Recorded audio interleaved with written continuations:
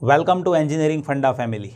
This video is a part of Advanced Microprocessor video lecture series, and in this video I'll be going to explain you GDT of microprocessor 80386. My dear students, GDT means what?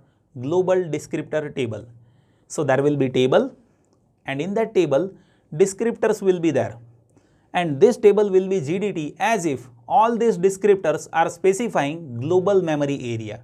So what is the meaning of global memory area? Let us try to understand that first. My dear students, let us say we are having 4 different tasks executed by microprocessor. Now this task may use some common memory space, right, for execution. So as if common memory space is used over here by different tasks, then you can say this common memory space is there in GDT. Why? The reason is this common memory space can be accessed by any task.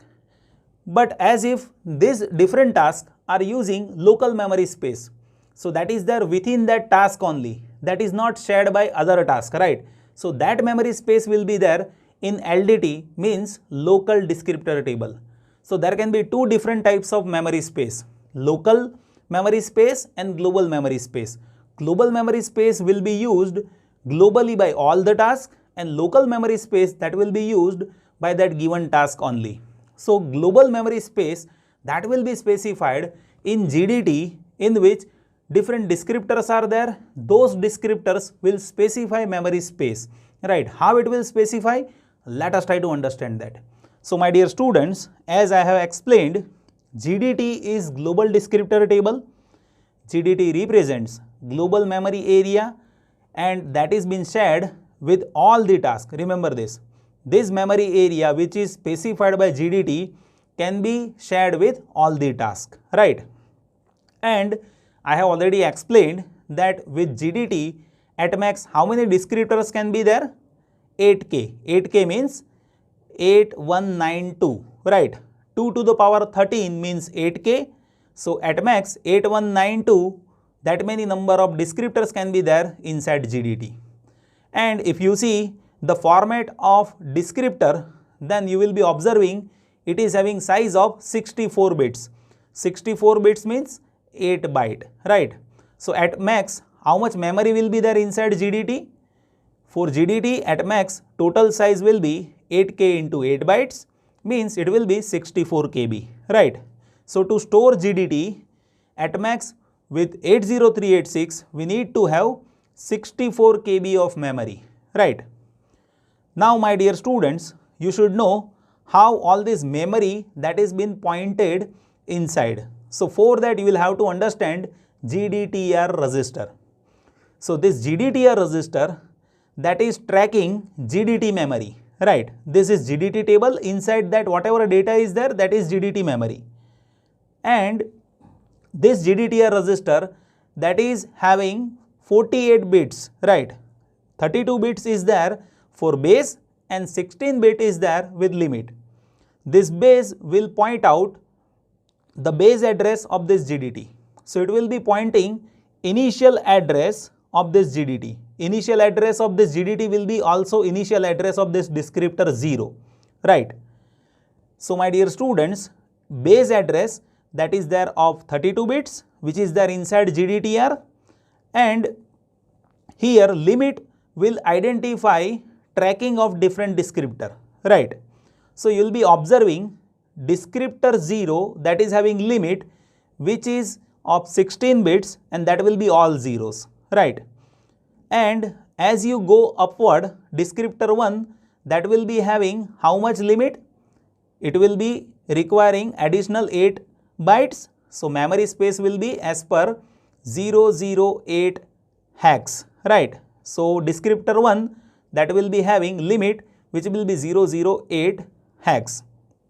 And as if you go upward, then another additional 8 bytes that will get added. So initial address of this descriptor 2 which is having limit, that will be 0010 hex. So likewise you will have to add 8 bytes to locate memory of descriptor inside GDT, right? So that is how we can track the values of data which is there inside GDT. Now my dear students, here when we talk about executing task, then user may ask for execution of any descriptor. How user can ask? For that you will have to understand selector, right? And here one more basic thing that you should know, my dear students. Here Intel have reserved descriptor 0, right? So null descriptor, that is descriptor 0, that is reserved by Intel. So in this descriptor data will be all zeros, right? But other than descriptor 0, user can use any descriptor, right? And to use this descriptor, user will have to select the descriptor first, and that will get selected by selector, right? So here selector is there, in which this index is having 13 bits. This TI will indicate whether this is GDT or not, and for GDT you should know, my dear students, this TI that should be 0, right?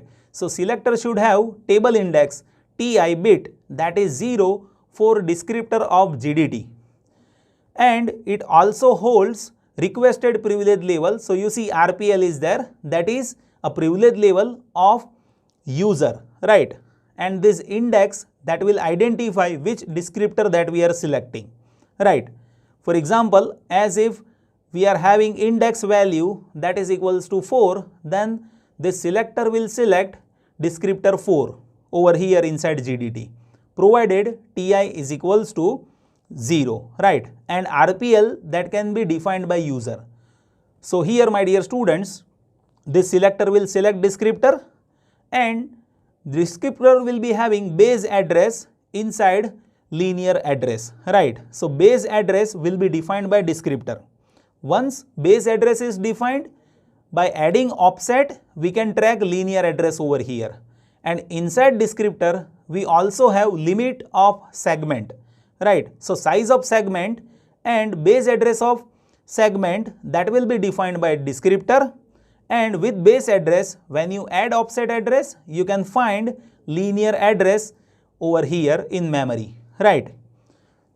So my dear students, here limits of segment will be defined inside descriptor, that you should know. So size of segment that will be defined by descriptor, as well as base address of this segment that will be defined by descriptor, and base address plus offset that will be physical address over here. You can say it is linear address right now, but it will be physical address as if paging is not provided, right?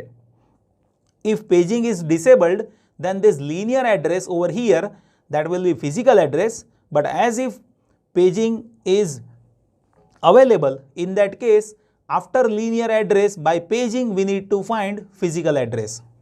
So here, my dear students, what you need to understand is GDT specifies global memory area, and that will get specified by different segment descriptor, and those descriptor that will be there in table. At max there can be 8k number of descriptors, right? And to load the value of all these descriptor, we have GDTR register that is of 48 bits.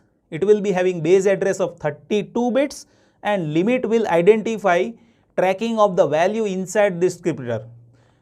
User can select descriptor by selector. Once it is selecting that descriptor, descriptor will specify base address and size of segment, and by using offset we can find linear address over here, and linear address will be physical address as if, my dear students, paging is not provided. So this is all about global descriptor table. I hope you have understood this. Still, if any confusion is there, just post that in comment box. I'll be happy to help you. Thank you so much for watching this video.